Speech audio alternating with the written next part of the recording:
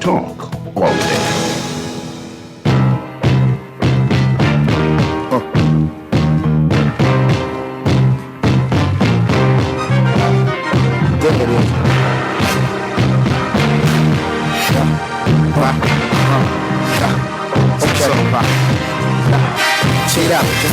Move if you got the nerve, lash out for your just desserts. It's not just a word, some of y'all heads up in the cloud. I'ma bring y'all back to earth. It's black back, the bird all talking about.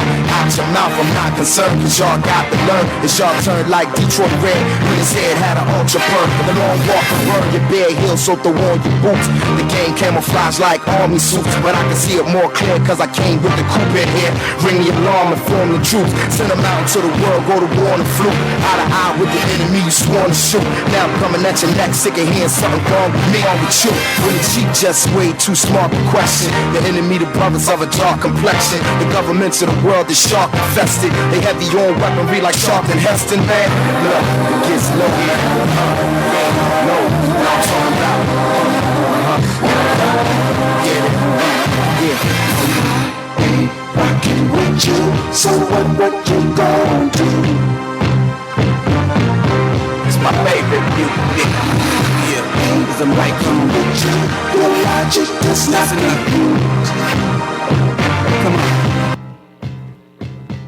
Talking Heads with Marty is sponsored by Alive, Atlantis Paradise Island, BTC, Burger King, the Cancer Treatment Centers of America, Dairy Queen, Dunkin' Donuts, Fine Threads, Island Wholesale, Charles Department Store, J.S. Johnson, Joker's World, KFC, Monty Johnny's, Percy's Island Games, and Tropical Gyros.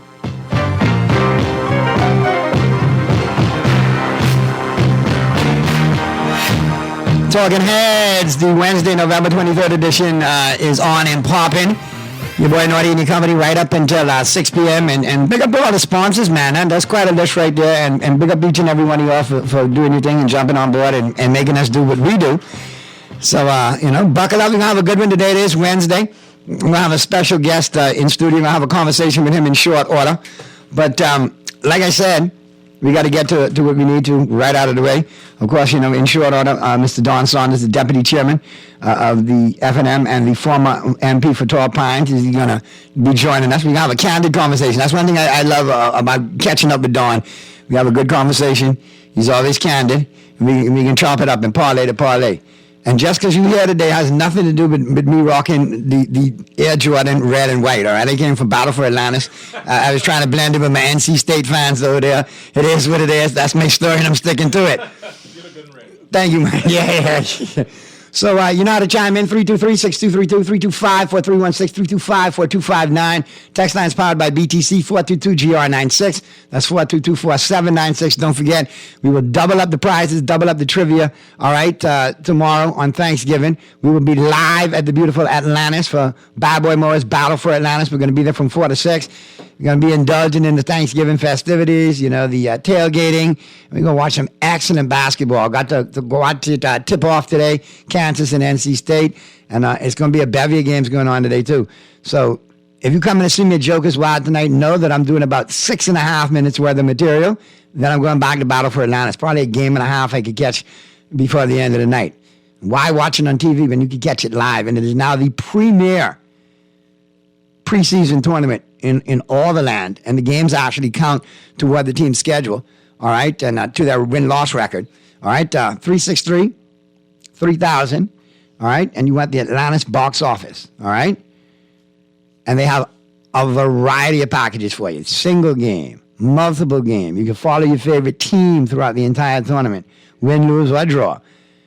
So be sure to check them out. Just give the Atlantis box office a buzz. They have all the ticket information. You can purchase, with your credit card, or you can get them at, the box office.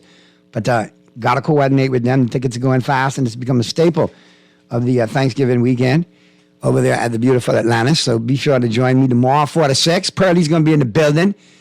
Wally, remember, bring extra napkins and stuff, because you know how Pearlie go. He's a tautologist. And he got the air fryer. And God only knows what he can tote from over there to tell us about on the air what he's chefing up in the air fryer. So, But yeah, that's how it's going down tomorrow, 4 to 6 on Thanksgiving. And then on Friday, we're going to be live, Duncan Carmichael, getting you running on Duncan right into the weekend. So it's a busy back half. And we open up the lines on Wednesdays, but today it is a little different. So, joining me, and we're going to chop it up. We're going to talk about a lot of things. And it's Mr. Don Saunders. So good to see you, Don. How are you? Welcome to the show. Tip-top shape, man. It's a pleasure to be here. One second. We're going to make sure Mr. Producer gets you right. We good now? We wrote it. Now, see, Are we good? You got on the yellow shirt and all of a sudden the mic ain't working. What's happening there, producer man? You should have bred him on them red There you jackets. And there we go. We couldn't even guys now. Yeah, everything's good. No, it is a pleasure to be here. It's always a pleasure to be anywhere having a discussion with you. We could get serious, we could get funny, we could get... That's what I like. I just like to Yeah. keep it like a regular conversation, man. Because it is what it is. We all live in the same society. Yeah, man. We all, got to go through the trials and tribulations every day, our own. And then we deal with the global fallout that's still, back end of COVID and Definitely. all what's going on. So, that's why I just try to keep it like as real as possible. And people want to hear, from folks who are involved. Former MPs such as yourself, and obviously, still well involved in the FNM and the, in the machinery of the party as deputy chairman. And we got a lot to talk about. I mean, obviously, reflecting, the FM made some mistakes, but what I've seen recently is a real mature approach, acknowledging where the ball was dropped, but also defending where you guys did well, and moving forward, obviously presenting a new platform and a new slate that folks can have a look at. I tell you, boy, you let anybody into the Guardian. Anybody gets let into the Guardian. They talk some mumbo jumbo about Guardian, and they show up. Yeah. An air fat fryer, and boom, here they are in droves. Mr. Producer, I think this was collusion. I think this really was. Yeah. So Don, as you sit here right now, let us know what it's been like for you to sit back and reflect now, because it's like playing ball. All right, you was on the court for a minute, you lost, now you're catching the sweat, having a drink, looking at the next team, running to your mother's, man, what's going on with this squad? And hoping you make the playoffs next year. Yeah, I hope you get back on the court to run again. Yeah, so it's been good. It's been a time to get back into my legal practice and to grow it again. It's also been a time to reflect on accomplishments and some of the ways in which when you do come back, what you could do better. Both as an MP and both as hopefully as a part of the government, the executive in the next term. Yes, but nonetheless, I'm still very much involved in the FNM. As you mentioned, I'm the national deputy chairman with responsibility primarily for New Providence constituencies. We've been very busy as a party and definitely holding the PLP's feet to the fire. Our new leader, the Honorable Michael Pintard, has been very, very vocal and very in the face of the PLP with respect to some of the challenges that the countries have already been experiencing. over the last several weeks, good example in the House of Assembly over the last 3-4 weeks. Yes, definitely. And for example, I mean, the big hot topic, the two big hot topics is the FTX issue, fallout, and then there's an issue with the oil and whether we should have hedged with continued the policy of hedging. And so, the leader, Michael Pintard, in his normal style, while he is being very, trying to be very consolidative with the government, has also kept their feet to the fire. I mean, just last week, Thursday or Friday, I think it was, we went to the Prime Minister's office and had a stand out there, calling on the Prime Minister to address several key issues. I mean, among them, and address them meaningfully. Among them were the two I mentioned, and also included with that was the ever-present issue regarding members of the public who have had bus contracts throughout the Formerly Island, school bus contracts, persons who would have had contracts in beaches and parks, and their contracts would have been terminated, and in our view, in some cases, if not most cases, illegally. Persons who would have been terminated in social services and urban renewal, in our view, most of them illegally.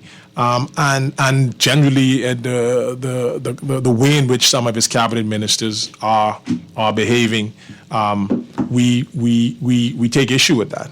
And so I'm happy to still be a part of the organization and to be there with the leader, Mr. Pintard, and the chairman, Dr. Sands, our deputy leader, Cartwright, in making sure that the Bahamian people know that we're not only preparing ourselves for leadership and government in the next 3-4 years, but we're also in our role as leader of the opposition, making sure that this government is accountable to the Bahamian people. All right, we got one off the text lines already.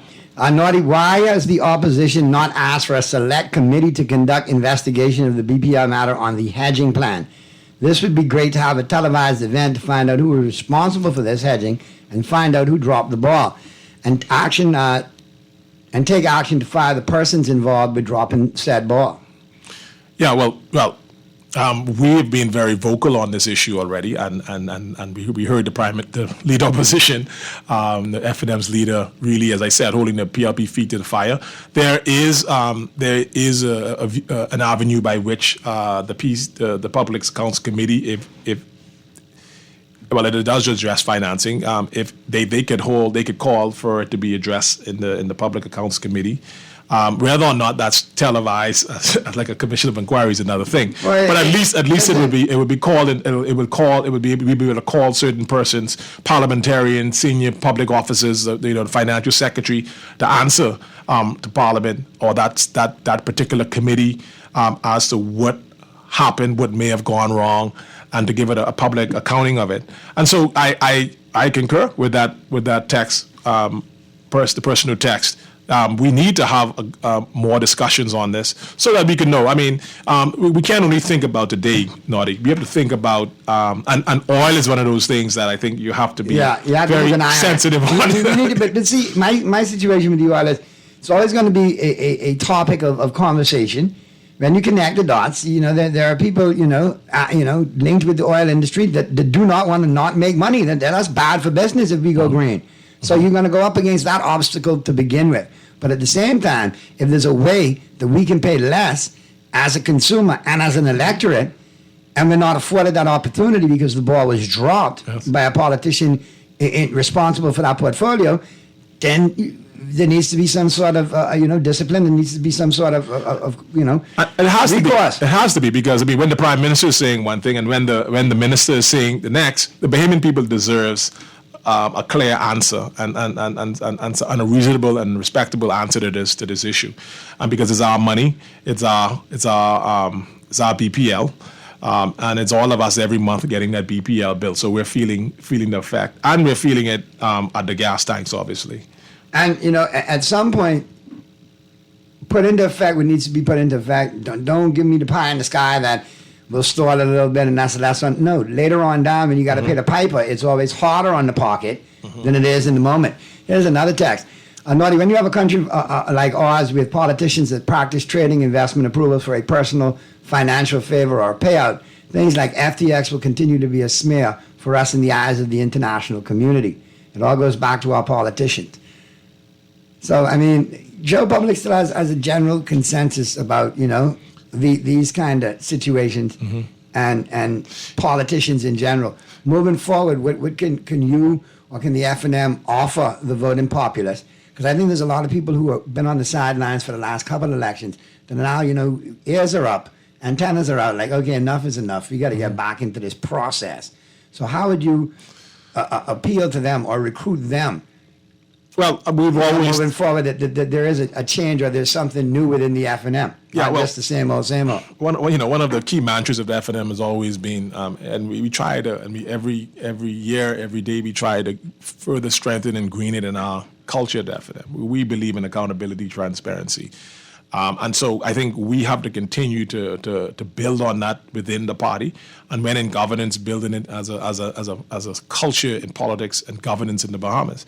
And so yes, we would have to be able to say to the Bahamian people that we're going to strengthen all the stakeholders and agencies within the financial services, the Ministry of Finance, the Investment Board, and all of those agencies that govern and that vet a lot of the investors and a lot of the financial investors that come into the Bahamas. FTX obviously is an international organization. It wasn't nothing specific to the Bahamas. I know that a lot of activities, and your paper this morning spoke clearly about the property investment that they would have taken in the Bahamas.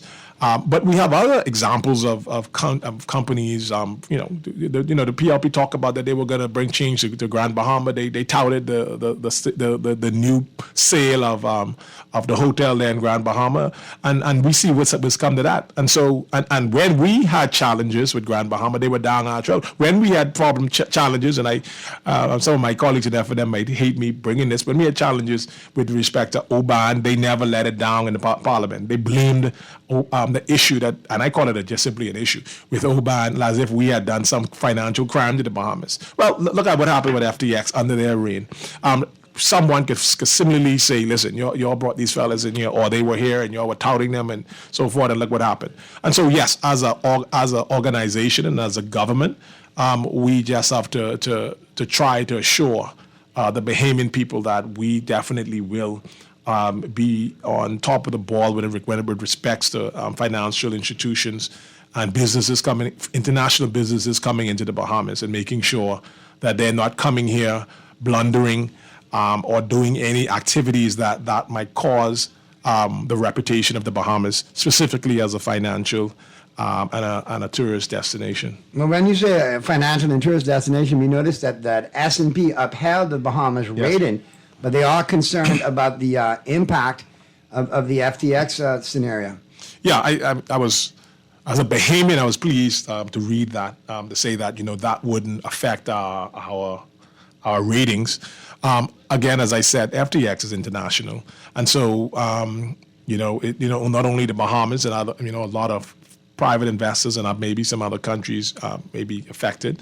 I think the Prime Minister would alluded to the fact that the Bahamian government specifically wouldn't be affected financially because we maybe didn't invest in it. Or I know I can't confirm this, but I understand that there might have been some property deals between the Bahamian government and FTX. I don't know. I can't confirm that, but I've been hearing that. So we got to look at that. But there was a huge headline in today's Guardian: FTX's $130 million real estate spree. Yeah, and that is a spree. Yeah. And I mean, if you look at the properties that have been listed as to what falls in that portfolio, it is one of those jaw-dropping moments. Like, wow, that is a lot of real estate. Well, guess what? I think prime real estate. I think the Bahamian people, the answers that the Bahamian people want is that did the Bahamas government invest in this fund? Did the Bahamas government line up or negotiated any lease of any properties or anything, or even any sale of property at what price to this company, et cetera, et cetera. And I think the Bahamian people needs to have greater clarity. If some clarity was given, obviously is not being to the extent that a lot of people are satisfied. But I think in the coming days, because every day, Naughty, we hear and we learn new things. We're learning about this, particularly these property sales because of what's happening in New York. That was on a spree, okay, yeah. but it's up to as much as $300 million in Bahamian real estate. Yeah, and when you look at the particulars, I mean, the holdings, all the conveyances for FTX property holdings were carried out by Clement Maynard and Co. How ironic. Well. Well, you might be surprised, but I wasn't surprised by that. I never said I was surprised. Yeah. I just said how ironic. Exactly, how ironic. But as a lawyer, I guess some lawyer has to do it. But how ironic in any event. But I would just like to say that I could assure the Bahamian people that Michael Pinta, the leader of the Free National Movement and the leader of the opposition, his colleagues in Parliament. And us as senior officers of the party, we are constantly having these discussions. We are constantly assuring the Bahamian and persons that we will keep the PLP government's feet to the fire in ensuring that we get some clarity and some answers to these issues. Let's go to the phone lines. We got a caller. Talking Heads, Guardian Radio 96.9 FM. Who's this? Hello. Yeah, afternoon. Talking Heads. Yeah, why every time these fellas out of politics, they come and really talk, out of power, talk a bunch of stupid. Well, you on the line now? You could ask every time Mr. Saunders himself. Power, they got to answer to everything when they out of power. When they're in power, nothing happens. So tell them stop talking a bunch. All right. Do you think we're going to try the next line, Wally? Talking Heads, Guardian Radio 96.9 FM. Who's that? Talking Heads. Go ahead. But let me assure that caller, if he listened to the radio while we were in power, Don Saunders was always on radio. He was always on TV. I was always speaking the issues, and so the fact that I'm not there right now, sir, there's no difference in Don Saunders and his desire to share whatever information and knowledge he has with the public and his views. I'm not always right. I don't claim to be someone who knows everything. But the reality is, sir, that there is a need for greater clarification on these issues, the hedge fund issues, the FTX issues, the issues with the Grand Bahama sale of the property down there in Grand Bahama, what's happening with the cruise port development in Grand Bahama, what's happening with the Minister of Social Services and the issues that she's having with the police issue with that particular issue. I don't get into that. What's happening with regards to all of these funds being spent on traveling around the world when we're still financially suffering in the Bahamas? What's happening with the record-breaking crime issue in the Bahamas? We've already gone far above the crime murder from last year.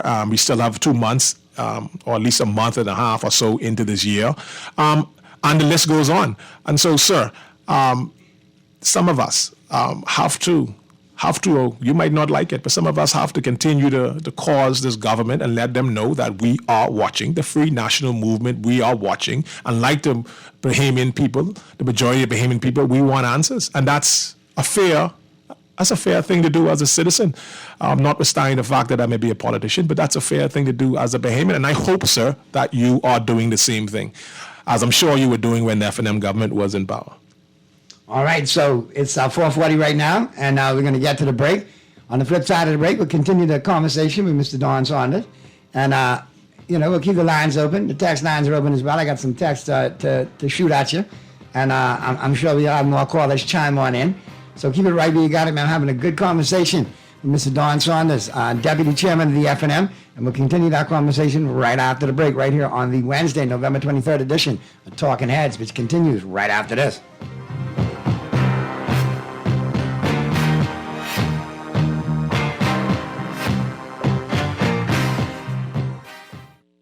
Get a jump start on gifts at KFC this holiday season.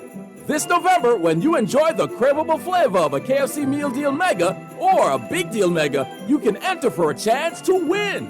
KFC is giving away one MetaQuest 2 VR headset every week that can be yours by simply mega-sizing and entering your receipt.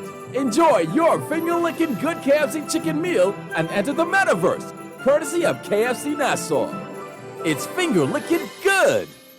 Refined style with elegant taste. Then fine threads is your place. If you want those slacks hemmed or just taking the waist, then fine threads is your place. If you wanna look suave and debonair everywhere you go, like you're supposed to be in a video, wanna step out and look great, then fine threads is your place.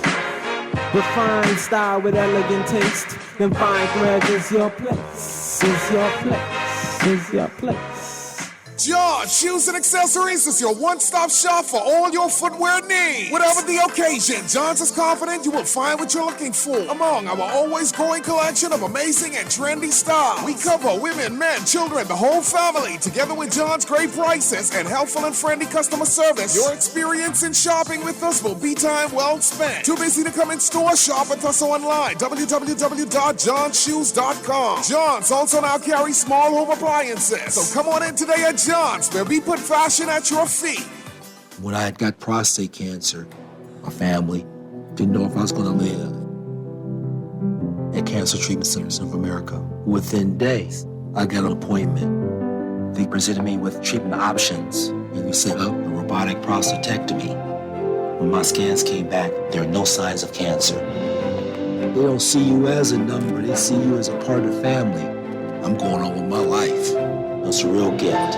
Call us at Cancer Treatment Centers of America. Pumped for pumpkin? Indulge your pumpkin passion with Dunkin's pumpkin spice flavored coffees. Enjoy a Dunkin' pumpkin spice signature latte made with rich espresso, pumpkin spice, and vanilla flavors, all topped with whipped cream, caramel drizzle, and cinnamon sugar. Or try the new Nutty Pumpkin Coffee, combining Dunkin' Original Blend coffee, hazelnut flavor, a delicious pumpkin spice swirl, and cream for a delicious nutty twist. Available hot or cold, Dunkin' offers the ultimate pumpkin coffee experience. The Bahamas runs on Dunkin'.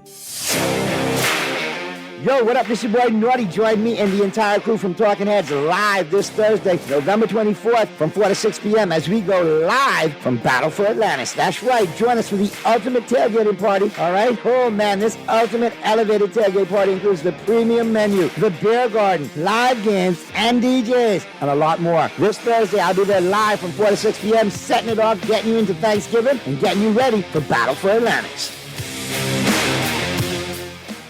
This is Guardian Radio, your station for up-to-the-minute news, intelligent, interactive, and engaging conversation. 96.9 FM.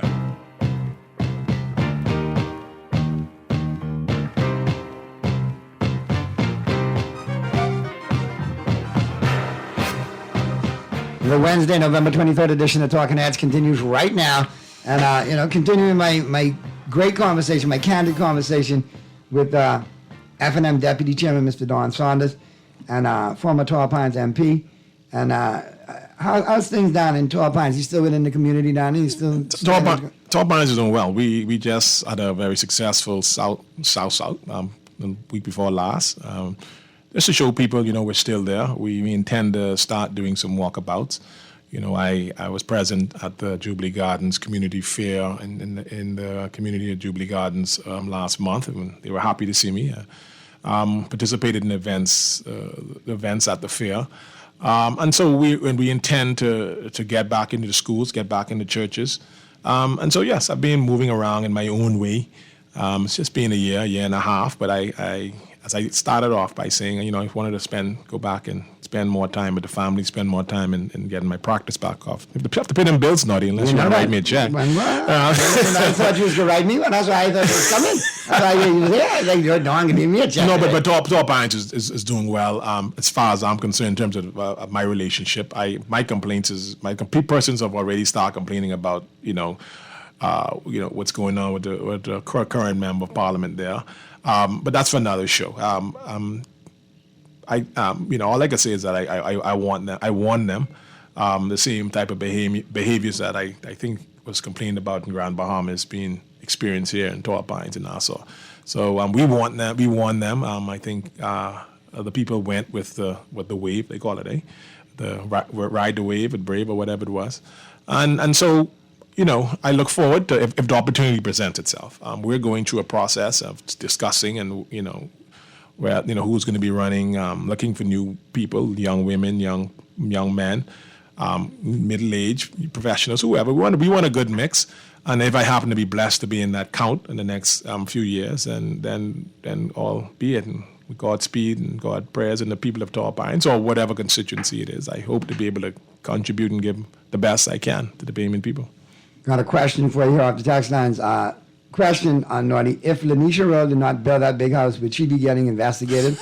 Why do MPs not learn from the old politicians? You have to wait 15 years to build a big house so people wouldn't suspect anything. Well, I told you I got the biggity and the best. I don't know why people. And they got. I don't know why exactly. I mean, too, so. Lanisha. I don't know Lanisha's finances. I know she's an attorney like myself. She was on the police force for some years. I don't know the size of a house, but if she could go to the bank and get a mortgage to build a house, she had to go build a house. She had to give an account of her finances when she was in Parliament, like every parliamentarian, so persons could investigate their finances. I heard her this morning on the news today giving an interview explaining and putting her position as to where she stands with respect to these allegations about continuous police investigation. She has cleared that up, saying that she hasn't heard anything. She continues to serve and then to do what she has to do in her community and her profession. That's all I could say about Ms. Lanisha Rowe. I don't know her. I don't know anybody could point to anything to say that she did anything wrong. There was an audit of the ministry, I understand. man, and nothing has pointed to her. And so let's leave that alone until we can prove otherwise. Another text for you. Naughty, that's the same situation right there. That is old news. Nothing has been proven. We need to talk about FTX and we need to talk about BPL. Yeah. How convenient this comes up out of the blue when FTX and BPL, do you know what is hitting the fan? And I do find it kind of ironic. Yeah. And when it comes to the situation with Mrs. Rowe, it's like this.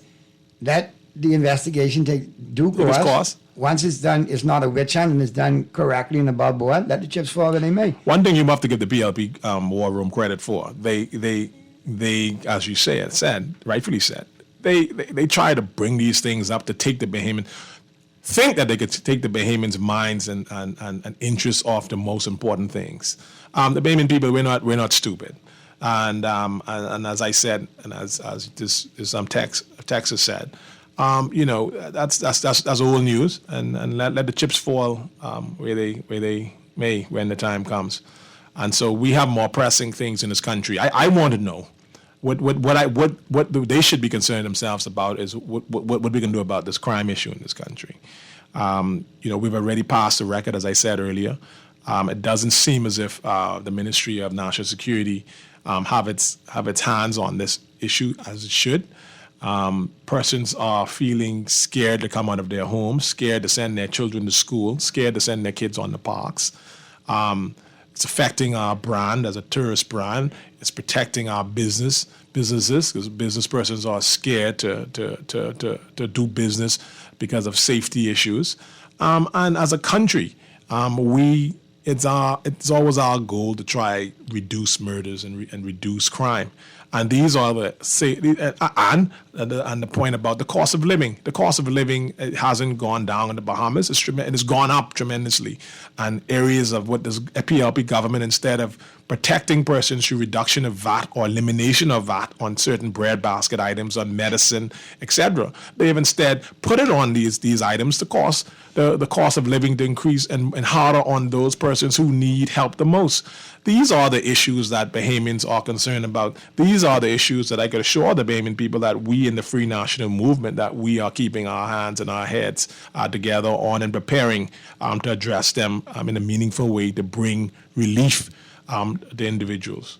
I got to answer this one, and I've been waiting. I'm going to let you answer this one as candidly as you can for me. Naughty, if the FNM expects people to come back and return to voting, like you mentioned earlier, what is the FNM offering? We hear there's a lot of infighting in the FNM amongst different factions. Has the FNM kissed and made up, or is there still, knives out and? No, I mean we've gone through a leadership race last year and a half. We've gone through officers elections and convention. Therefore we've elected a new leader, new officers. And the election for the new officers and the leader, that was pretty much cut and dry, right? I hear the results. The results showed clearly that the FNM party wanted Michael Pindad. He by resounding victory. Because you have propagandists out there that will put out fake news. Allegations that wasn't the case. No. Michael Pindad won 3-1 in his leadership. And I call it his team, members of the party who leaned heavily with him, won their elections heavily. And so he has a good team of persons who work with him in the leadership core of the party. We do, like any organization, would have some family members challenging and making some noise, if I could use that term. And the FNM party has a mechanism. Every family got a loopy one in it, man. Every family one got a loopy one. Yeah, and that's going to exist. But we as an organization and through our constitution, we have our mechanisms of addressing these issues. And those members of the party that may fall into that category that needs to be addressed by these mechanisms, we as a party have taken those steps. So you're going to hear, specifically out there in social media, that there is some serious infighting in the party. There's no serious infighting in the party. We're one FNM. We have persons who have different views on different things, but we are still a strong party. We show that by our presence. For example, at the Prime Minister's office last week, we showed that in our presence and our strong force and leadership in Parliament right now. And we show that our chairman and his core, we're constantly addressing and speaking to various issues. And so I don't want persons to be sidetracked by that propaganda that I think the PLP and others are continuously throwing out there. Again, I think to try and take Bahamians' eyes off the more serious issues of crime, the cost of living in this country, etc. And so we as an organization, we're proud of what we're accomplishing. Today, as you might know, Naughty, Parliament was in and they were celebrating women today in a joint session of Parliament, a very rare occasion. So we were able to show off to the Bahamian people some of our F&M women, historic F&M women. We pride ourselves on the success as a party and how we've been able to propel women in this country. The first female governor general, the first female member of Parliament, the first female speaker of the House, and so many other female leaders in cabinet, etc. in this country. The list goes on. And so we were able to make sure that they were there, show their presence. And again, I want to take this opportunity through your show, Naughty, to thank women in general in this country for the sacrifice and what they've been able to give to this country, but more specifically those women who would have went out there in the front line in politics and took the blows for us, led the way for us, and continue to do so.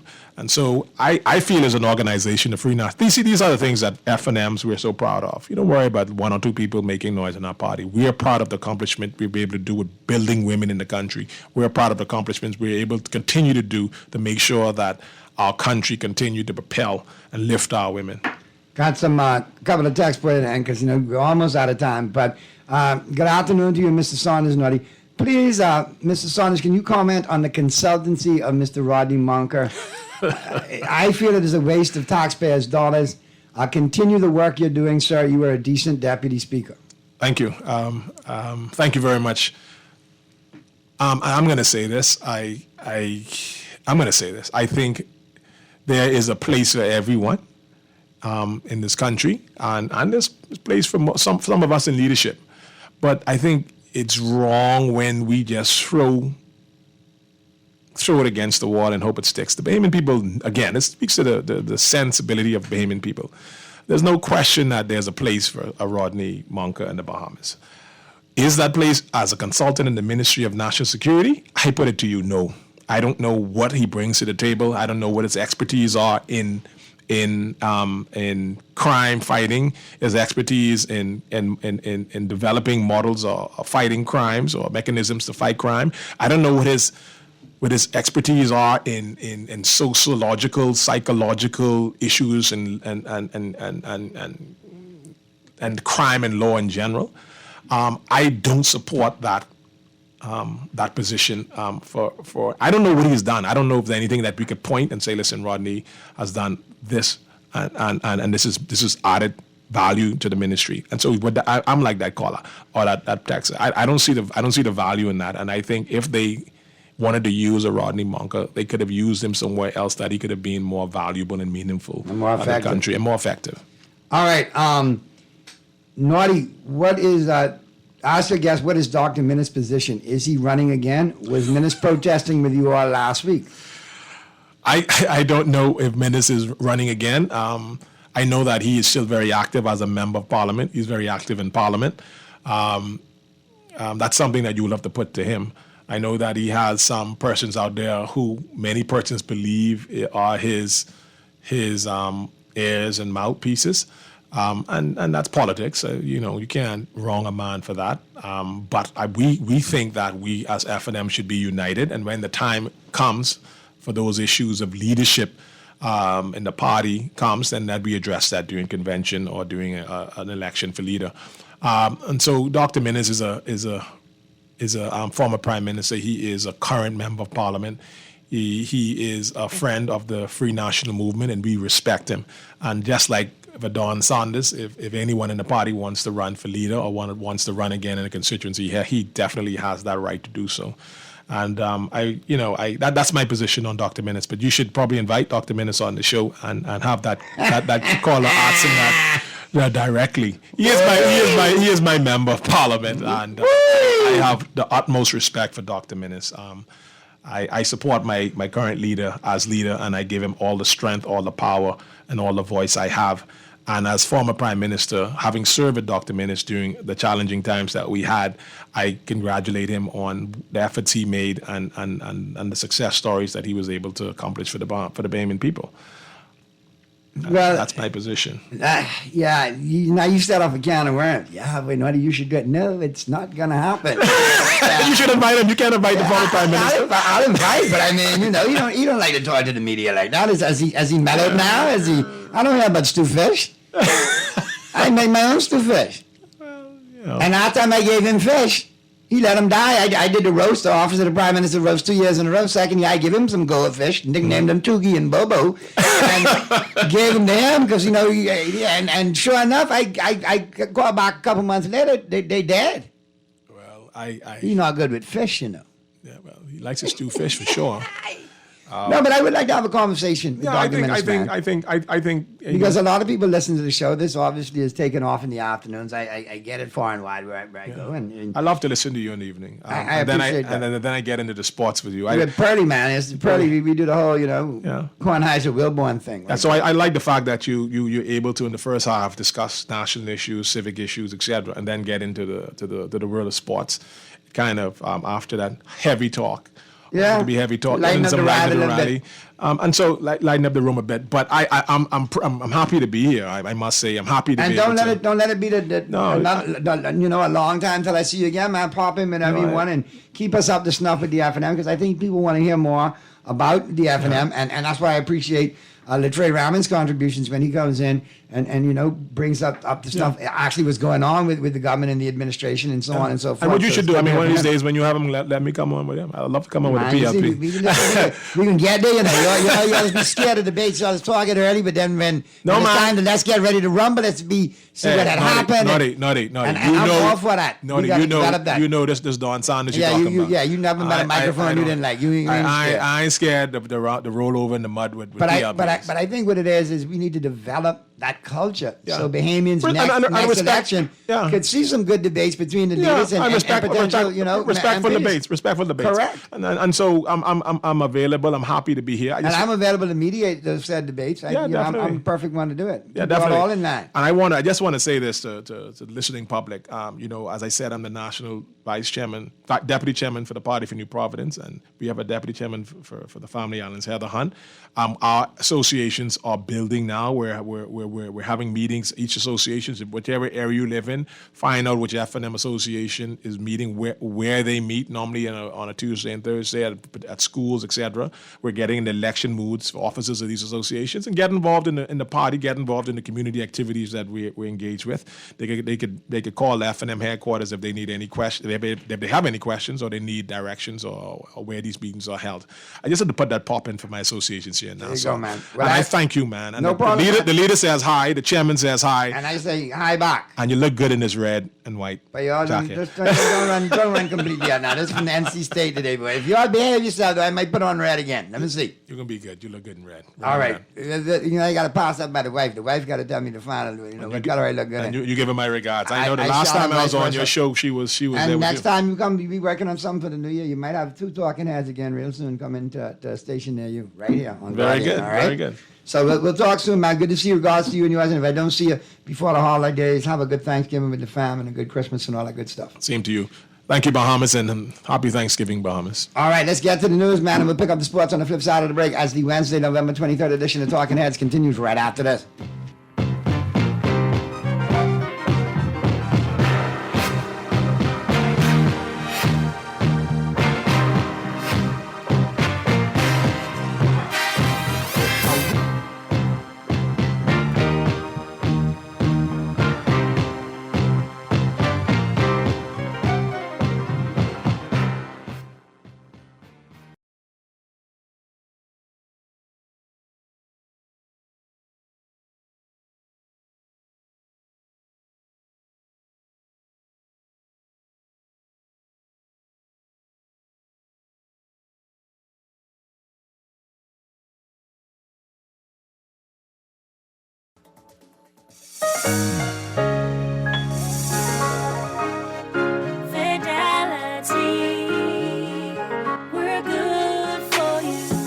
used to think of the bank as my personal ATM machine. If I wanted a new car, new furniture, a weekend trip to Miami, no problem. Just max out the credit card or top up my loan. I was a big baller until I realized that 75% of my salary was going to pay back all those loans. Fidelity's personal financial coaching was the best solution. Fidelity gave me a plan with a debt consolidation loan that has a built-in savings that pays 5% interest. I now only have one low monthly payment plus money in my pocket. Give Fidelity Bank a call at 356-7764 in Nassau or 352-6676 in Freeport. Visit any of Fidelity's locations or visit a website at fidelitygroup.com.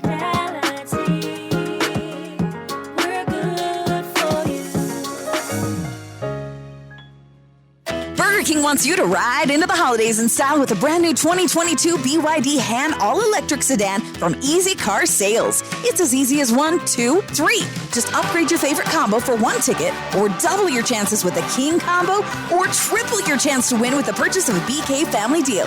It's electric at Burger King this holiday, where you get the chance to win a 2022 BYD Han EV sedan when you upgrade your combo at Burger King Nassau, where taste is king. Play with Island Games, we making dreams come true.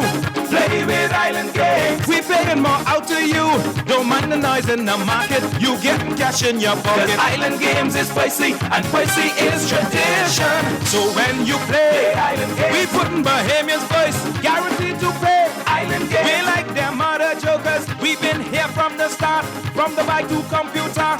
Island Games, we can make your dreams come true. We playing with Island Games. Naughty Johnny's restaurant can only be described as the experience you want to recreate again and again and again. Their motto is simple food done well. You're welcome into their home at Naughty Johnny's, where you can dine on crack conch fritters, and other Bahamian favorites. There's also an international flair that's guaranteed to offer something for everyone. Enjoy a good meal and listen to a live band on their patio Friday and Saturday nights, or brunch on Saturday and Sunday. Only at Naughty Johnny's restaurant in the Old Town Plaza, Old Fort. They're open 11 a.m. till 10 p.m. Monday through Thursday, 11 a.m. to 11 p.m. Friday, 10 a.m. to 11 p.m. on Saturday, and 10 a.m. to 10 p.m. on Sunday. Naughty Johnny's. Well worth the This is Guardian Radio, 96.9 FM. Fresh news, smart talk, all day.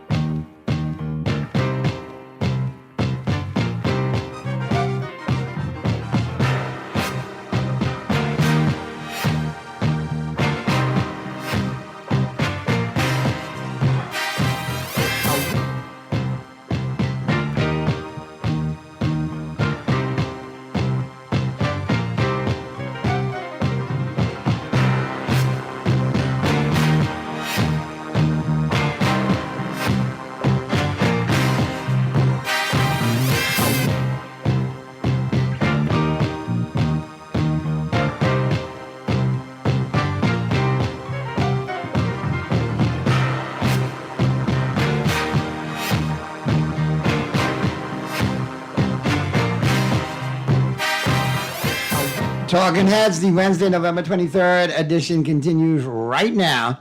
And we're into the 5 o'clock hour. So you know what that means. It's time to talk sports. And, of course, you know it's all kicked off by Today in Sports History. All brought to you, of course, by Naughty Johnny's. All right? And don't forget, it's well-weather trip out there to the Old Fort Shopping Plaza Monday through Friday. Great for lunch and dinner. Then on the weekend, Saturday and Sunday, great for breakfast, lunch, and dinner. Breakfast starting at 9 a.m. And don't forget happy hour every Wednesday and every Friday at Naughty Johnny's, 5 p.m. to 7 p.m. So you definitely want to check that out. All right? And don't forget what else is going on at Naughty Johnny's. They got Thanksgiving going on. Thanksgiving popping tomorrow, and they got the Thanksgiving lunch going on, the turkey and the ham, along with the gravy, lima beans and rice, candied yams, corn pudding, stuffing, cranberry sauce, and pumpkin spice squares for dessert. All right? So you definitely want to get to us now. Give them a call. Order yours, 377-7776. 377-7776. All right, Madam Producer, do we have Pearlie chimed in yet? All right. What's going on? Pearl Dorf, what's going on with you? Wait. That I was there was a brother. Who's Madam Producer? You calling Wally Madam Producer? No, we have Madam Producer in here today, not Wally. We have Madam Producer. Okay. She's carrying on like Madam Speaker. Both of them is my friends. Respect do. Everything cool. I got you. What's happening? All good, man. What's happening? The Aaron Judge sweepstakes is heating up. Oh yeah? Are you gonna get me disgruntled on national radio?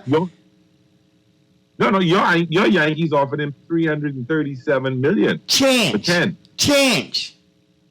Hold on. The Dodgers offered him $210 million for 5. So they'll counter that. $42 million. Dodgers offered him $42 million.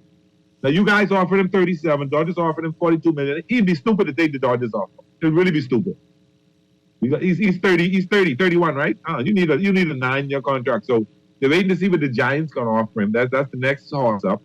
So apparently, the race is really between the Giants and the Yankees. The Dodgers just pushing all right, the money up. Well, let me get today in sports history out of the way, and we'll pick that right up.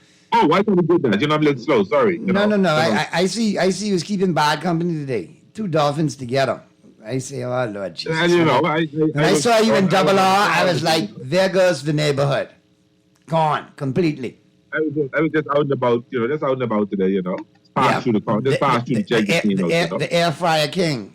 All right, on this day in 1968, the Milwaukee I'm looking for a third air fryer. I'm getting there. But what's happening today in sport? 1968, the Milwaukee Bucks made their first NBA trade. They traded Bob Love and Bob Weiss to the Chicago Bulls for Flynn Robinson. 1971, the Washington Senators announced that they would now use the name Texas Rangers after their move to Arlington, Texas. 1984. Yeah, I remember that. 1984, the Boston College defeated Miami 47-45. And we remember this one. Doug Flutie, last second, 64-yard pass to Gerard Phelan in the end zone and beat my University of Miami Hurricanes in heartbreaking fashion. 47-45. Doug Flutie, you remember that? I think that one throw got him in the NFL. God, Doug Flutie, all 4'11" of him should be right on the leprechaun, right on the Lucky Charms box. That's him. He was a dagger, though. In college, he was a beast. Heisman Trophy winner. Yeah, he was. 1988. Gritty players. Real gritty. Play for me any day of the week. 1988, the New York Yankees signed free agent Steve Sachs to a 3-year contract. You remember Steve Sachs from your Dodgers. I was pissed that day. 1988, also in 88, Wayne Gretzky scored his 600th National Hockey League goal. 1991, the Sacramento Kings ended the NBA's longest road losing streak at 43 games. You know this to lose 43 straight road games, mate? Dear God, that's horrible. I went to Sac. I don't know nothing about that. Hi. 2001, a crowd of 87,555 people watched the Texas Longhorns beat the Texas A&M Aggies 21-7. The crowd was the largest to see a football game in the state of Texas. And that's in 2001. Yeah. All right, that's a wrap on Today in Sports History, all brought to you, of course, by Naughty Johnny's. Let's slide into the local home scene, all brought to you, of course, by... Before we slide into the local home, when you guys signed Steve Sachs, I think that was around January, February the 88 before the season started, I was really pissed. But you know what made it feel so good? Craig Gibson. All right, go ahead. All right. And, of course, the home court, all brought to you, of course, by Burger King Nassau. And they got the big prestigious Caribbean Baseball Cup set for Nassau. All right. I saw a video of the field. I think Kenny sent a video of the end of that infield looks so beautiful. And it looks so good. We're going to have a conversation with Theodore, no stranger to the show, Theodore Sweeten. Yeah. And from the BBA. We'll get him on this week and chop it up with him. But members of the really local organizing committee paid a courtesy call on Governor General C.A. Smith, Sir Cornelius Smith.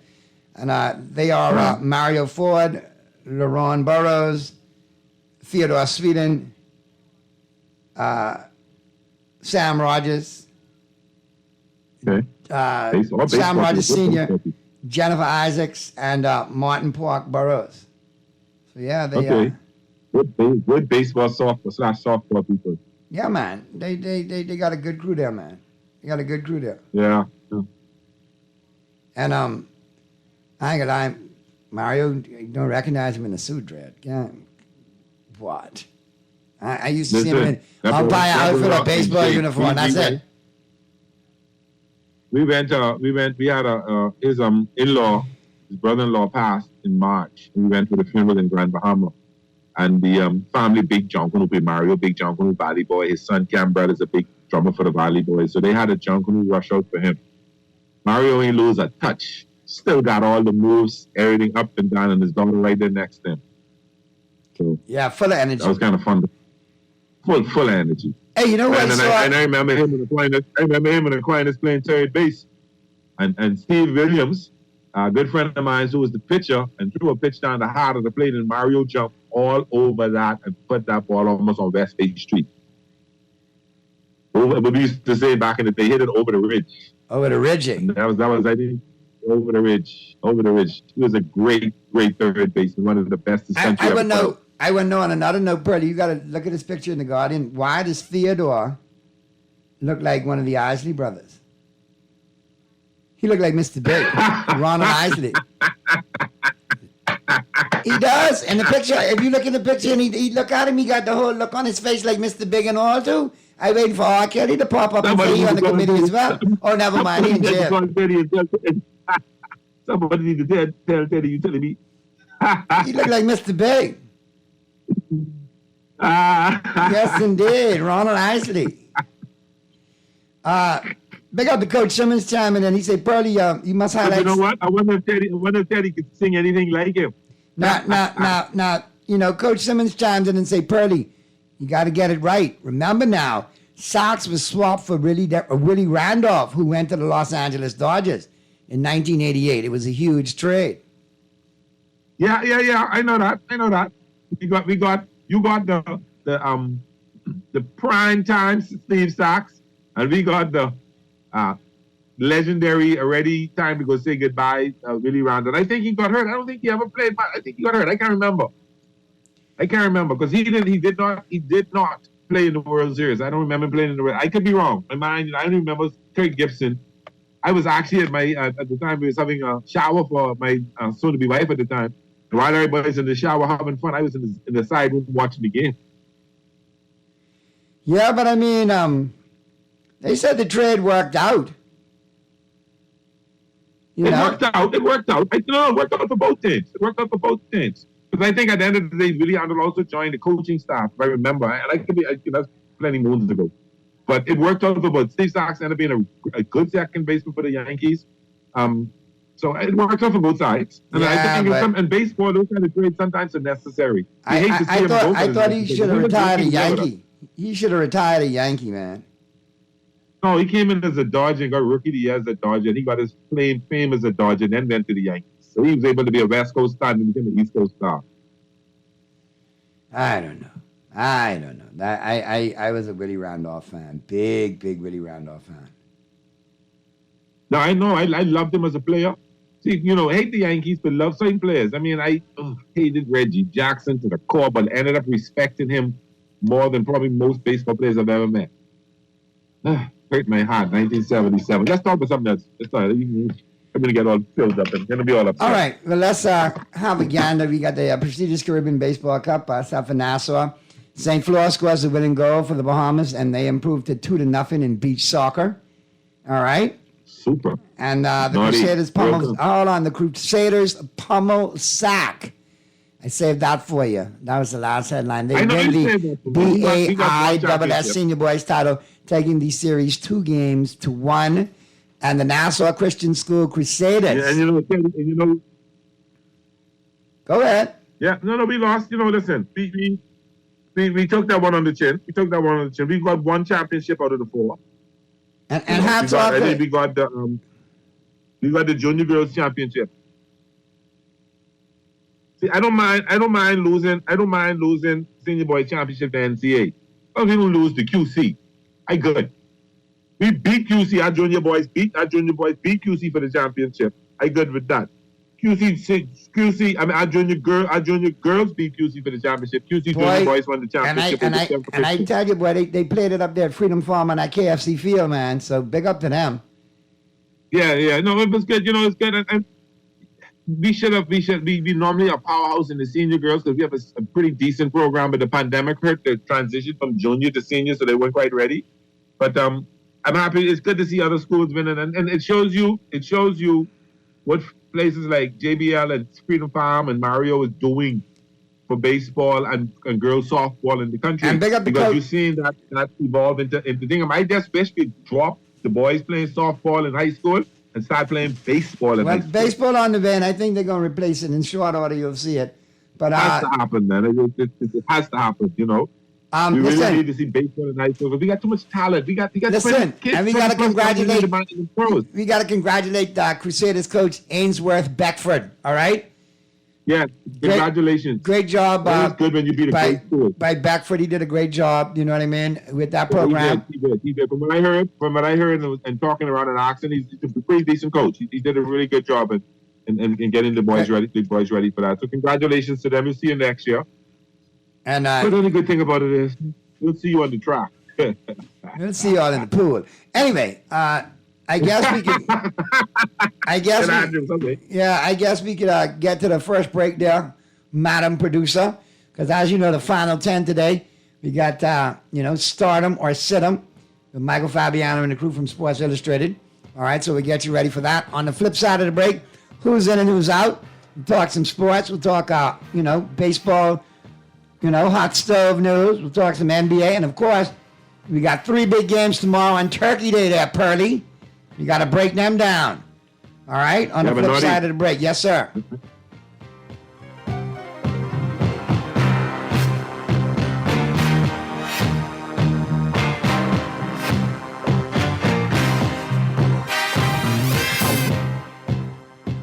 Dunkin' lets the good vibes flow with their new Blood Orange Refresher, bursting with flavor. Dunkin' Blood Orange Refreshers balance bold, sweet blood orange with tart cranberry and a hint of fall spices for a fun twist on a much-loved flavor. Served over ice with either green tea or coconut milk, Dunkin' Blood Orange Refreshers are loaded with B vitamins to keep you feeling renewed and refreshed.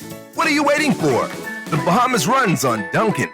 George Shoes and Accessories is your one-stop shop for all your footwear needs. Whatever the occasion, John's is confident you will find what you're looking for among our always growing collection of amazing and trendy styles. We cover women, men, children, the whole family. Together with John's great prices and helpful and friendly customer service, your experience in shopping with us will be time well spent. Too busy to come in store? Shop with us online. www.johnshoes.com. John's also now carries small home appliances. So come on in today at John's, where we put fashion at your feet. Refined style with elegant taste, then fine threads is your place. If you want those slacks hemmed or just taking the waist, then fine threads is your place. If you wanna look suave and debonair everywhere you go, like you're supposed to be in a video, wanna step out and look great, then fine threads is your place. Refined style with elegant taste, then fine threads is your place. Is your place. Is your place.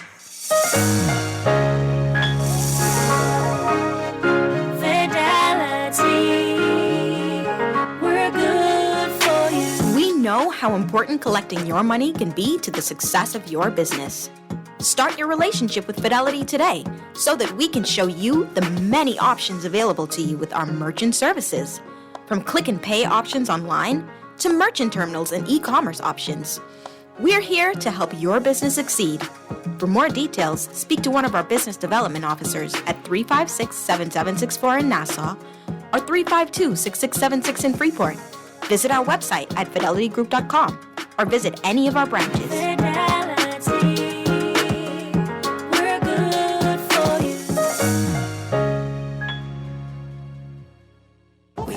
Be alive and get rewarded. Introducing Alive Rewards for prepaid and postpaid in the My Alive app. With Alive Rewards, get cash back, monthly credits, and data when you pay, stay, refer, assist, and earn. For postpaid, get 2 gigabytes of bonus data when you pay for your bill 3 months in a row. For prepaid, get 5% cash back when you purchase in the My Alive app. For everyone, refer a friend and get $25 for you and $25 for your friend when they switch to Alive. Log on to bealive.com for more info and more ways to get rewarded. Alive Rewards. We are alive. Yo, what up? This is your boy Naughty. Join me and the entire crew from Talking Heads live this Thursday, November 24th from 4 to 6 p.m. as we go live from Battle for Atlantis. That's right. Join us for the ultimate tailgating party, all right? Oh, man, this ultimate elevated tailgate party includes the premium menu, the beer garden, live games, and DJs, and a lot more. This Thursday, I'll be there live from 4 to 6 p.m., setting it off, getting you into Thanksgiving, and getting you ready for Battle for Atlantis. Get a jump start on gifts at KFC this holiday season. This November, when you enjoy the craveable flavor of a KFC Meal Deal Mega or a Big Deal Mega, you can enter for a chance to win. KFC is giving away one MetaQuest 2 VR headset every week that can be yours by simply mega-sizing and entering your receipt. Enjoy your finger-licking good KFC chicken meal and enter the metaverse, courtesy of KFC Nassau. It's finger-licking good. This is Guardian Radio 96.9 FM, Nassau, Bahamas.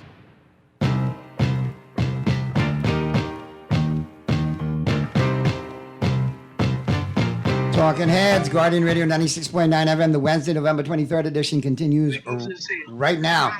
Pearly, what's going on, man? Pearly. Pearly. Hey, Pearly, turn, Madam Speaker, turn Pearly down. Pearly. Hey, Pearly. Anyway, Madam Speaker, mute him, because I know what he's listening to.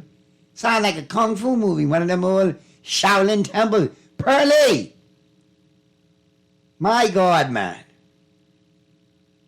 I ain't at all. Nothing crazy said when against him. Hey!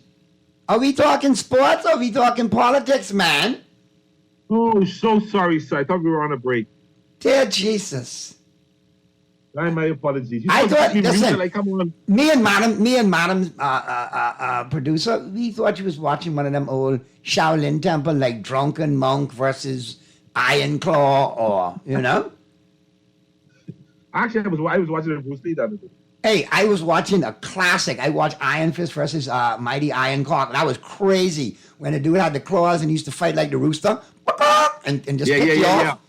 That was crazy. Man, I miss Sunshine Spin. I miss Sunshine Spin. You know that. You watch it 4 a.m. But you know, in the Sunshine Spin, the whole theater used to be saying, yep. Yeah. Mother sick, that used to be fun. I gotta go watch some Chinese movies. Listen, my favorite, my favorite kung fu movie. No. My all-time favorite kung fu movie is Kung Fu Hustle. Go watch that. Man, oh man, I watched that today. And my second favorite is Ong Bak. Because Ong Bak, listen to me, man, Ong Bak don't play. This American dude was ready to fight Ong Bak, and he was all swell up doing all he raw and posing and everything. Ong Bak drop back and kick him once in the head. Poof! Complete knockout. One and done. He don't play. Ong Bak is crazy. I know. We were, in my day, I understand this now, we were in the early 70s. I don't know. But Bruce Lee was our idol. Any Chinese connection, Fist of Fury, Enter the Dragon, Bruce Lee. Everybody wanted to be Bruce Lee. And then after Bruce was gone, Chuck Norris took over. But we used to get the broomstick and break it off and then put nails, take one piece of rope and get a nail and nail it into the head of the broomstick on one side, on the other side, and make our own nunchucks. When more people just have long kamali bump in the head, try to put it between your leg and hurt yourself. You start talking in a serious high voice. Break your arm, hit your ankle, hit your knee. Oh man! Yeah, see that's the part of chipping I stayed away from, man. A nunchuck style. I wanted to have future generations of naughty, so I stayed away from yours. Yeah, that was fun. All right, so let's have a gander, man. As we get into who's in and who's out, let's have a look at Battle for Atlantis. It's interesting to see what's going on. Oh, yeah, I'm excited about that. Okay, Who's in? Well, I'm going to put up them scores right now. Because I know that they tipped off today. And they had a good one. NC State and Kansas tipped it off. And that was a good one for sure. And let me get the scores up here. And I'll get them to you. And then you had World Cup kickoff today too with some other big games. Spain absolutely half-killed Costa Rica 7-0. I'm telling you, they pretty much beating on Costa Rica. It was like a football clinic. It was so much fun to watch. I was killing myself. Listen, I can't tell you where to lie. Kansas got taken to the wall by NC State today, 80-74. Number 3 in the country, the Jayhawks came in off a 82-76 win against Southern Utah. The Wolfpack came in off a 74-63 win at home against Elon. This is Kansas' first appearance in the tournament since 2013. Bill Self's Jayhawks did his thing. They ended up winning 80-74. But listen, keep an eye on that NC State team. I think they're going to be around and they're going to make some noise. They got 4 potential NBA players on that team. They got some good squad. They got some good players right there. Some more games kicking off tonight, so I'm going to be able to catch them in between jokers and give you a full rundown on those games tomorrow. It does continue. Be sure to check out the Atlantis box office for your complete coverage, all right, as far as single game tickets and full tournament packages as well. And don't forget, Pearlie and I will be there tomorrow from 4 to 6 over there, at the Imperial Arena, getting it on with the live version of Talking Heads when we're out there. All right, at the beautiful Atlanta. So you definitely want to check us out over there tomorrow as well on Thanksgiving. Now, let's talk Turkey Day, Pearlie. 3 big games tomorrow. Actually, let's talk World Cup real quick, and then we'll get into Turkey Day. Japan beat Germany 2-1. That was interesting. And what I even found interesting, even though Belgium only beat Canada 1-0, I watched that game. Canada played really well in the first half. Belgium 1-0 over Canada. Yeah, Canada played well. They only made a mistake at the end of the first half and gave up that goal. Canada they've never scored a World Cup goal, so they almost had their first World Cup goal today, but they're pretty good for a team making a debut. That's fine. And Croatia and Morocco went 0-0. So that's kind of interesting. World Cup is coming up good. Brazil goes into action tomorrow against Serbia. Excited about that. Brazil is my team. Okay. Love me up for Brazil. Listen, Pele days. Switzerland and Cameroon. I told you. Uruguay and Korea and Portugal and Ghana. Listen to me. That's all well and good. And they got some good games on that docket. Uh-huh. But I don't know if you saw Spain today. And that 7-0 drubbing. And Spain, I saw that game. I saw the second half of that game. Is eerily and very scarily reminiscent to that World Cup champion of a World Cup not a couple of World Cups ago, not last World Cup, but the previous World Cup. And I'll be honest with you. That's Costa Rica. Let's see what they do next time. No, Earl, I'm talking about the style that they play, the tempo. They've gotten back to controlling the clock and push and play their style. They've gotten back to being able to impose that on teams. And if they do, they're going to be a hard out in this tournament. The only thing that I can think that beats Spain is Spain, if you know what I mean. I think, to some degree, but I think Brazil is going to have to. I think Brazil got more than you could have. I thought Argentina would have been better. That loss yesterday. I don't know about the Saudi Arabia. I don't know. I have to see what that could be bounced back. I want to see how Brazil looks tomorrow against Serbia, and then we can talk some more. But Spain looked good, but that's Costa Rica. Costa Rica probably in the back half in terms of the strength teams. So I don't know that's a real test for Spain. They got some other games to play, and we'll see what a real test for them would be. I'm looking at that division, and I think they win that division outright, especially with Germany dropping it to Japan 2-1. That was like I said, that was a shock. I didn't see that one coming. I didn't see that coming, but I always I saw that in the draw, best case scenario. Spain should be able to and Spain should be able to take that because they got Japan, Germany, Costa Rica. So I don't see much of a push still.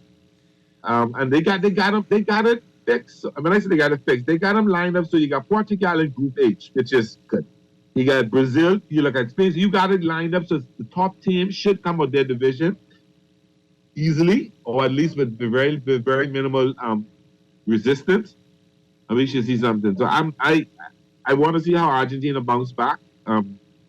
They got Poland and Mexico. Mexico's gonna be a tough place for them. So this World Cup, I love the lineup. I love the groupings, and it makes for some great football. Speaking of great football, man, a different kind of football, American football. You got Turkey Day tomorrow, 3 big ones on the docket. And we got to pick them now. Let's go to the phone lines real quick, though. We got a caller. That's not the line that's working. Caller, try us on 325-4316, 325-4259. Or you can text on in, powered by BTC. Text lines powered by BTC, 422-GR96, 422-4796. All right. First game tomorrow, 12:30. You got the Bills and the Detroit Lions. I like the Bills to get it done. I think this should be an entertaining game. But I think the Bills realize they got to win every game the rest of the way because Miami's not going anywhere. You're very right. I think out of all the 3 games, if there is an upset to happen, it'll be this one. I think that it could be this one. But I think the Bills will take it. I don't think it'll be. I think I would take the Bills in the points. I would take the Bills in the points. All right, we got the second game. We got the Cowboys and the Giants. Big NFC East battle here. I like the Cowboys at home to win this one. I don't believe I'm going to say this, but I like the Cowboys to win this one too. I know that the Giants are probably going to get some running in, but basically Dallas just needs to control Saquon Barkley. There are no wide receivers. I think the Giants are a couple of players away from being a real contender in that division. Right, but not right now. And injuries has got them, coming back to earth. Yeah. The New England Patriots on the road against the Minnesota Vikings. I think with that embarrassing loss, the Vikings going to come send the Patriots a message. I kind of got to go in a different way, Purdy. I think they run the football like the Cowboys did. They give them a healthy dose of Harris and Ramondre Stevenson. All right, and then of course they got old boy on the defensive line. Wally, what's old boy's name, man? Huh? Sue's going to be in the lineup tomorrow. Sue's going to be in the lineup tomorrow. You're going to see a different defensive lineup tomorrow. So Hold on, Sue plays for Philadelphia, bro, not Minnesota. Oh, shoot. Sorry. You're right. Oh, Lord. What am I thinking? What you cooking in the fat fryer? We can talk about it later. Anyway, New England, like I said, I think New England runs the football. They play it safe. And Mac Jones and the crew gets it done behind the defense. I think the defense puts enough pressure on Kirk Cousins in a short week because he's still shell-shocked from that Cowboy game. And I think the Patriots get it done. I think they move to 7-4. Let me tell you something. That's a distinct possibility. I won't discount it in the least bit, but I'll tell you this much. If for some reason the Vikings lose that game tomorrow, they're going to be 8-3. Detroit will be 4-6, 4-7. You know what? I really thought Green Bay had a better record than I'm looking at. I thought Green Bay had a better record than it. But this game will be a test. If Minnesota loses tomorrow, then they're not the team I thought they were. If they win tomorrow, then I said that loss to y'all was one of those season losses, and they'd be all right. So tomorrow's going to be a big test for them, a very big test. We'll see. We'll see how it pans out there, Pearly. I can't tell you where to lie. That'll probably be the most intriguing game of the 3 in terms of battle. I think the Cowboys will handily beat the Giants, and I think the Bills will probably handily beat the Detroit in the fourth quarter. All right, let's get to the phone lines, Pearly. We got a call right now, and let's get to that, and then of course we'll wrap things up and get to the break. Because on the flip side of the break, final 10 today, we got Sports Illustrated. Start 'em or sit 'em with Michael Fabiano. So let's go to the phone lines right now. Talking Heads, Guardian Radio 96.9 FM. Who's this? What you saying, no? This your boy Chief, man. Hey, Chief Rocker number 1. What's going on, man? Man, listen, I've been on the road for 2 weeks, but I've been listening to you online. I was in Guyana, and then I was in the States, man. So well, we appreciate you taking us where you going, man. Wherever you go. You should have told me you was going to Guyana. I got a good friend in Guyana who would like to send a nice gift for him. Next time you go, let me know. Well, let's talk, because I might be getting back and forth. Not that good. Oh, sound like you got the right prescription for that one. They're doing some big things down there, big things. So yeah, I've seen that, and I've been. Seriously, I have a friend there, and I've been talking to them, and I've seen that they even know the former ambassador Sidney Colley. They asked me, "Do you know Mr. Colley?" So, and I understand they're doing some big things in Ghana. Yeah, one of the better. I had a meeting with the president, and I was on the summer and had a meeting again. I'll follow up with them again. We're trying to do some stuff with the Caribbean pharmacists down there. So he's doing some things. Wonderful. Making it work. But I was Wonderful. happy to see that my teams did well, Naughty, while I was gone. My dogs took care of business. My Chiefs, even though some fellas in the Buffalo Wild Wings in Wellington, Florida, I had to talk bad to them, and then I had to remind myself to do it in the States with Kerry gun.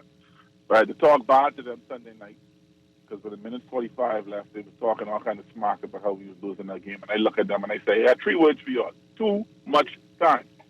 So, right. But, I said, they said, what you talking about? I said, the Slim Reaper, man. The Slim Reaper. When you see the Slim Reaper come off the bench, it's over. I think it was a big addition for you guys with Kadarius Stoney too. I think that's going to pay dividends in the long run too, because I think him and Mahomes getting some chemistry going, and that could be scary. Chemistry, but the problem is he went out in the first quarter.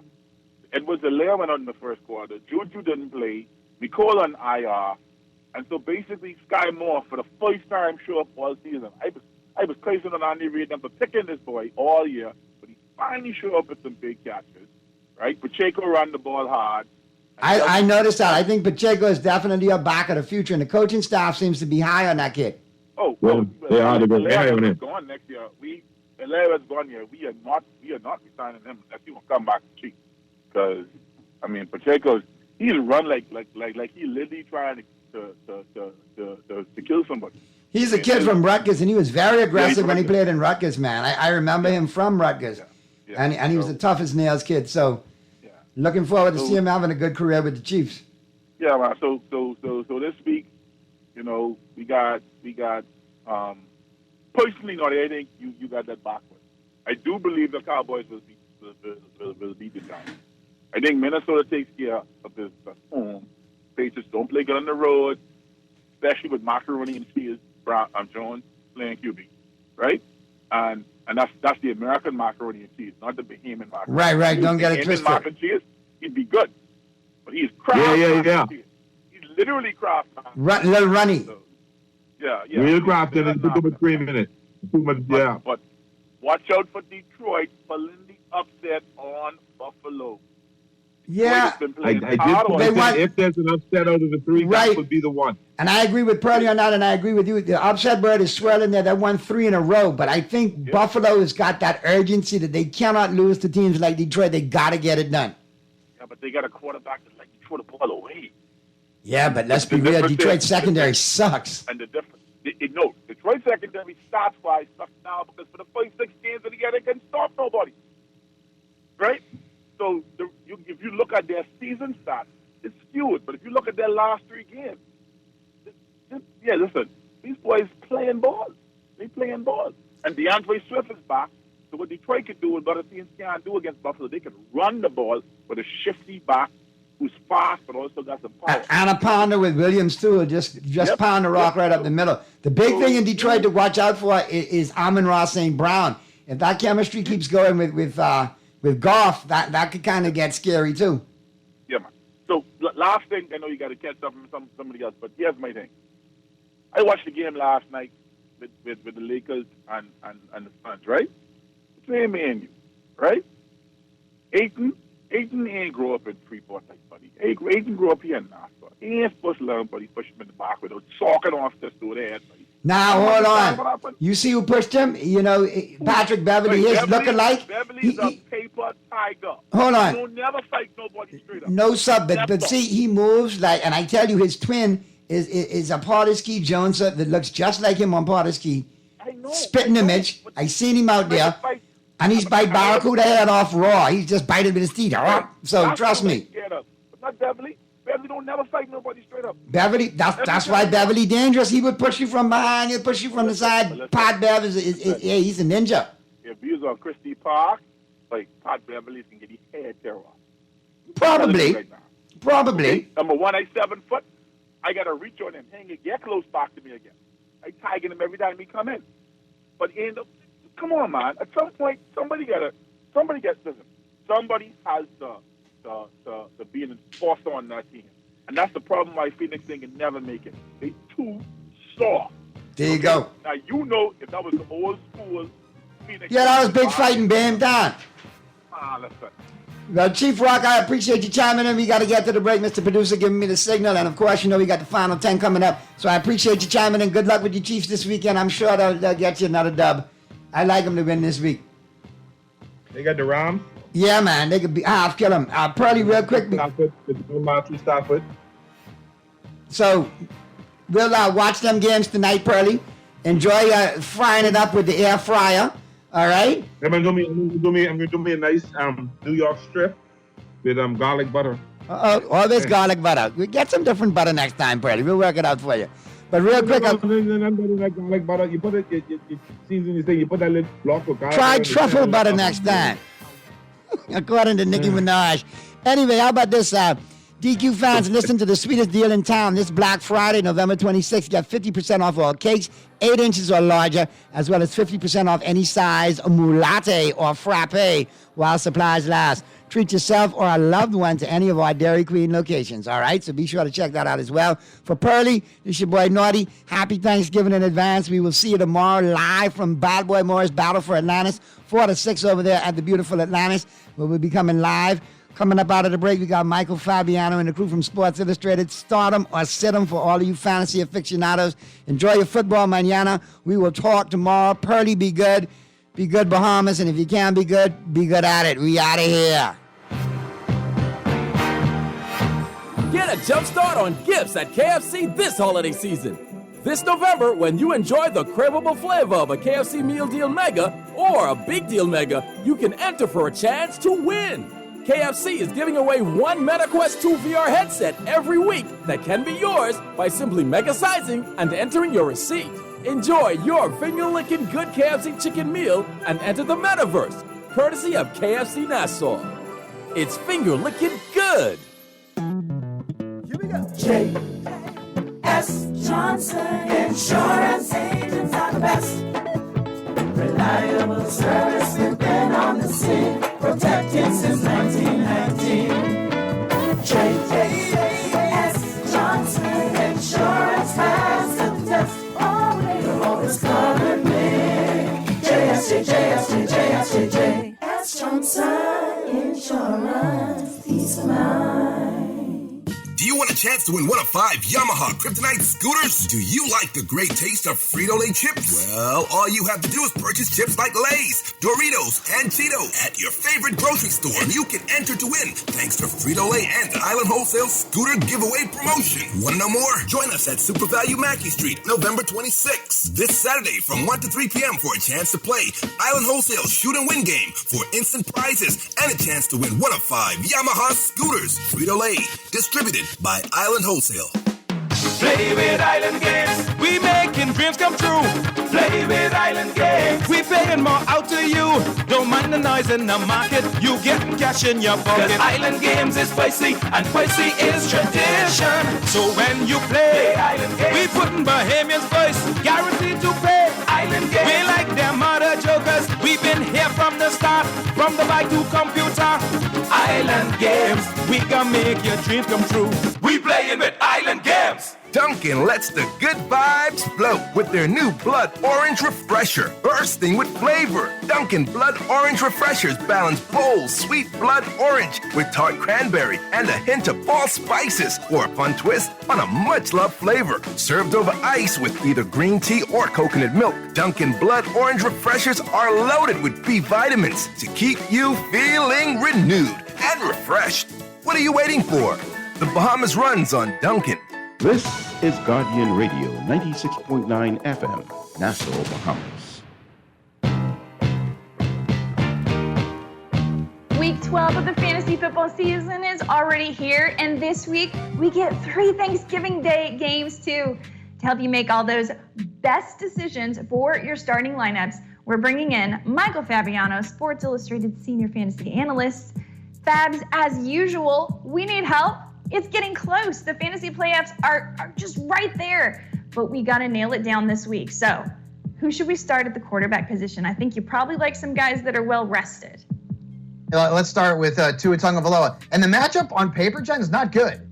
Houston's actually been tough on quarterbacks. Why? Because teams run the ball down their throats, and we're going to talk about that in the running back portion of this video. But I'm still playing Tua Tagovailoa against the Houston Texans. They've still given up big stat lines to Justin Herbert, Jalen Hurts, Daniel Jones. So I feel pretty confident in Tua coming off the bye. And then Geno Smith. Hey, he's back, right? I still can't believe it. It's week 12, and we are talking about Geno Smith being a startable asset in fantasy, but it's absolutely the case. He's got the Raiders this week. They've allowed the third most fantasy points to quarterbacks. In fact, their defense has allowed 17-plus points to all but 2 quarterbacks this year in 10 games. So start Geno. There's a lot going on in Denver right now. They released Melvin Gordon. There are rumors that Nathaniel Hackett could be on the hot seat, and you say, no way, no how. Do you want to start Russell Wilson this weekend? I know that it's the holiday season, and, you got to be nice. I can't be nice. Russell Wilson stinks. I don't know what's going on. The last 2 weeks, he's played the Titans, and he couldn't do anything. And then the Raiders, and he couldn't do anything. His numbers are brutal. Jerry Jeudy is banged up. I can't play him right now. It's not even that the matchup is terrible, although Panthers defense is underrated in my opinion. I can't play Russell Wilson. In fact, if I'm in a 1 quarterback league, I'm cutting him. I'm done. It's 11 games now. I just can't do it anymore.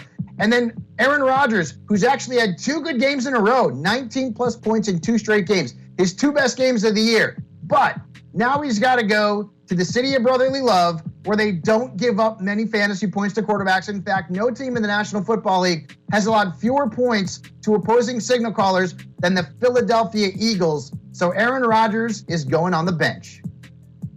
Moving over to the running back position, Faz, I looked at your list and I thought this must have been painful for you to write for this video, because I know that you've come out firmly on the side of one of your sick running backs being the better running back for the season. But we'll get into that. You guys be sure to check out Michael Fabiano's Twitter page, because you'll get to see him wearing a replica helmet on his head because he lost a bet. Who are you starting? Who should you start that could be a better running back than Donta Foreman the rest of the season this season? And the wager was rest of season. I like Foreman better than Jeff Wilson, but how do you not like Jeff Wilson this week? Like, I still like him. Right. He's got Houston, right? You put Jen Piacenti in the backfield against the Texans, she's running for 70 and a touchdown. I guarantee it. They've given up the most fantasy points to opposing running backs. Jeff Wilson's been very good since joining the Dolphins. Now, he's had a couple of really good matchups against the Bears and the Browns, but still, take advantage of them and play Jeff Wilson Jr. And then I'm also going to play Antonio Gibson against the Atlanta Falcons. Now, Gibson's numbers aren't monstrous, right? He's not putting up massive numbers, but 13-plus points in 4 of his last 6 games. Atlanta's defense since week 8 has given up an average of more than 27 fantasy points per game to enemy running backs. So Gibson is in our good graces. I am flexing him this week. Yeah, Gibson also exceeded our player prop last week. He looked good with Taylor Heineke, and with no, J.D. McKissick all banged up, and Gibson's getting so much opportunity. Now, we're going to go to the running backs that you're going to sit this week, and I just have one thing to say. Hello, special teams points. Can I get some for last week for Cordero Patterson? You say, you know what? No, it's probably going to be bad luck again this week. Just sit him. And if you want to hear a rant about that this week, make sure you check out my show on Sirius XM, Fantasy Dirt. But Cordero Patterson, since he's come back from the knee injury, had that one good game, and since then he's been in committee. 18 combined touches in his last 2 games, and he's a risk this week against the Commanders. Hey, this defense is playing really well. The second fewest points allowed to running backs since week 8. So Patterson is a risky flex at best, and so is D'Onta Foreman. Listen, I love him, okay? And the schedule in the fantasy playoffs, it's really good. But this matchup is not good. So he's a risk-reward flex for me against the Broncos, who've held guys like Derrick Henry, Rashad Penny when he was healthy, and Dameon Pierce to fewer than 10 fantasy points. So unfortunately, this is not going to be a good work for D'Onta Foreman. I still like him long-term, though. Yes. So to be clear, we love D'Onta Foreman, just maybe not for this week's lineups. Okay, moving over to wide receiver, Christian Kirk and Michael Pittman maybe to go with Matt Ryan? Yeah, and Christian Kirk's been on fire. Before the bye week, 53.1 combined fantasy points in his last 2 games. Now, you look at the Ravens and you think, wait, that's a tough defense, right? Not so much. They've given up the 3rd most points to slot receivers, which is where Kirk runs about 70% of his routes. So get him into your lineup this weekend. And then Michael Pittman Jr., he's been a sit-em the last couple of weeks. His numbers been okay. He's averaging right around 13 points per game, but I think he can really bust out against the Steelers on Monday night. Their defense has allowed 14 touchdowns and the most fantasy points to enemy wide receivers So Michael Pittman Jr. with Matt Ryan back, thank you, Jeff Saturday, is a very nice wide receiver too. Things we never thought we'd say. Thank you, Jeff Saturday. Okay, sit wideouts. You're going to help me out here and tell me just don't start DJ Moore, which I appreciate. And are we worried about Justin Fields' shoulder at all? Because you're also sitting Darnell Mooney.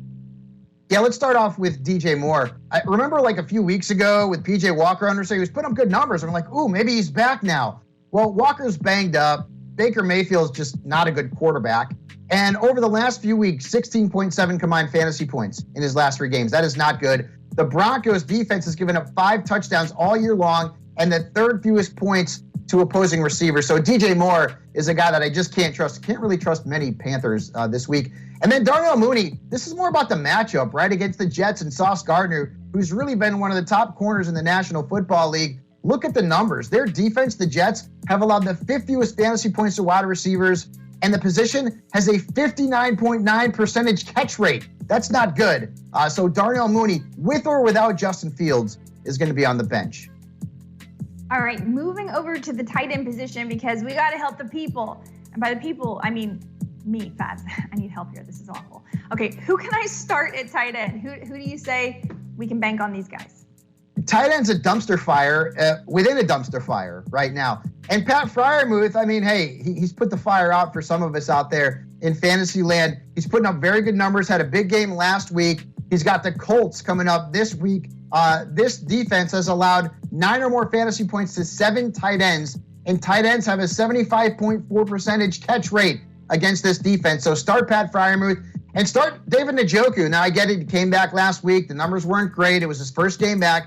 I like the matchup, though, against the Buccaneers. They've allowed the 7th most fantasy points to tight ends, and also the catch rate against them, 73.2%. That's pretty good. So Njoku is a top 12 player this week among tight ends.